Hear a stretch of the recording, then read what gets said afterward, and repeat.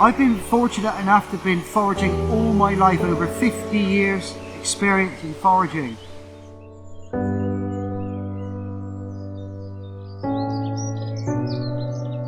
Something I've really looked forward to every year.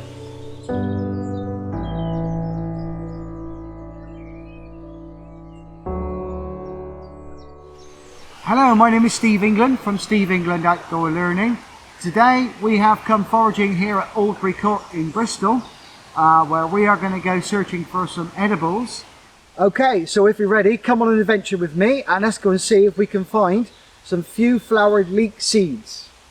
One of the things that you really have to take note of is to get your edibles or your identification correct, because if you don't, there are a lot of poisonous plants out here that could harm you, and that's what we want to avoid. So today we are on a mission to find some wild seeds from a plant called the few flowered leeks, and also edible trees, the lime tree leaves. Fortunately for us, the invasive species of leek that we're after, the few flowered leek, grows in multiple environments. It grows in an open hedgerow, it will grow in a field, and it will grow in a woodland environment like I'm in now. So in the world of foraging, what you have to do is take note of the colour variations of the leaves. And the leaves of the few flowered leeks are very lime green. And then when you found them, or you think you found them, what you then have to do is your identification checks. And the way you do that is by the smell, because the leeks, being a wild leek, smells of onions. And in this area where I am now, I know when I came here and I found these, and you start to find the vegetation growing probably around about mid-February, end of February, early March. Now there's a few candidates here. I can see loads of green seeds on the floor here. I cannot assume that they're the edible few flowered leeks. What I have to do now are my identification check, and the way I'm going to do that is through smell, never through taste. And what I'm looking for is the smell of onions, because I know that toxic plants do grow amongst where we are now, and I don't want to pick any bluebell seeds or snowdrop seeds. So I'm going to take some of the seeds and I'm going to crush them in my hands. Yes, and I've got the onion smell. So what I've got here are the seeds from the few flowered leeks, which is exactly what we've come out for. And by the looks of the quantity of the seeds on the floor here, we have an endless supply. There are thousands and thousands of them. And what's really important as well is conservation when you're foraging, because conservation and foraging go hand in hand. If there was only a few seeds here, I would probably leave them, or I'd take one or two. If there are thousands of them, like there are now, then I've got no problem taking a dish full to make a nice meal with.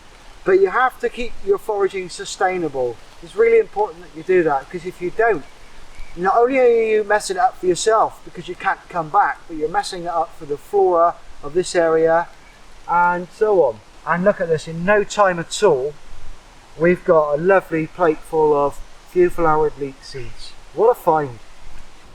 Our next edible culinary delight, they're edible trees, the lime tree, Tilia. So the question is, what does it look like? Where am I going to find it? And where do I start? And what parts of the tree can I eat? Well, follow me and let's go and find out. So the lime tree, how do we identify a lime tree? Well, one of the ways that you can identify it is by the base of the tree. And it has a large amount of growth at the base of the tree called epicormic growth. So we found ourselves a lime tree. Here's the lime tree with all the epicormic growth at the base of the tree.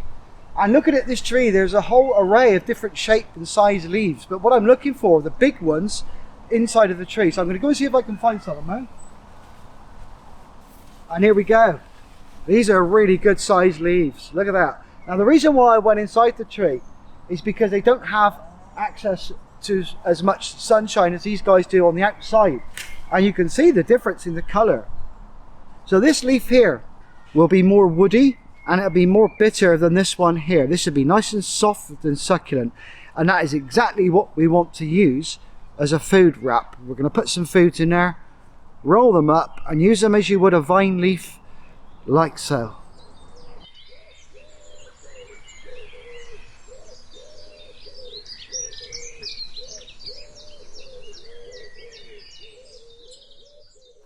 Okay, so we've been around and we've collected our lime tree leaves and our few flowered leek seeds.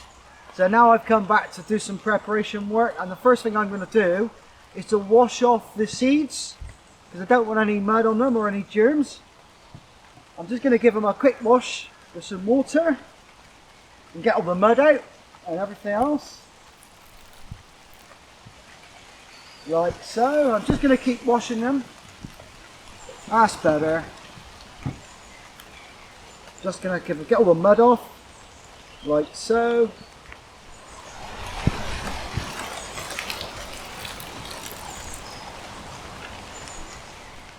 And there we go, we have some nice leek seeds here. So now I've got my leek seeds, I am going to take a lime leaf, a nice large lime leaf like this. And what I've brought with me is some rice, and I've saturated this with wild garlic from the woodlands that I collected earlier, and I made a wild garlic paste. And in here I have some smoked sausages, peppers, onions and cucumber, and what I'm going to do is make a stuffed leaf. So I'm just going to simply put some of my foods on there like so, and then what I've brought with me are some wild garlic pickled flower buds that I made earlier in the year. I'm going to put a few of those on as well, like so. And then I'm going to put some Japanese knotweed chutney on there, like that. That wonderful taste. And now this is where I get to use my few flowered leek seeds to give it that onion flavour. And that's what I want. And the more you load it up, the more oniony flavour that you're going to get. So you can decide the intensity of the flavour that you want. Right, so now I'm going to roll them up. I'm going to double leaf this one. I'm going to use the second leaf on the outside, like so. I'm going to use some balsamic glaze to drizzle them over the top. Just really to sex it up a bit and to get that balsamic flavouring. There we go. That is gorgeous. There you go. Straight from the bush, straight from the tree. Look at that. And I'm just going to pick this up and eat it as it is. And a great thing to do with something like this is to get a plate full of these. I'll make a platter of them. So let's find out what it tastes like, shall we? Oh, wow. Oh, that is amazing. So there you go, guys. I hope you've enjoyed this video with me, Steve England, demonstrating the benefits of woodland foods with the lime tree leaves, the few flowered leek seeds. It's been a great journey, and I hope you guys watching this video will go out to your local woodlands, go foraging, but go foraging in a safe manner. It's really important to forage safely, sustainably and ethically.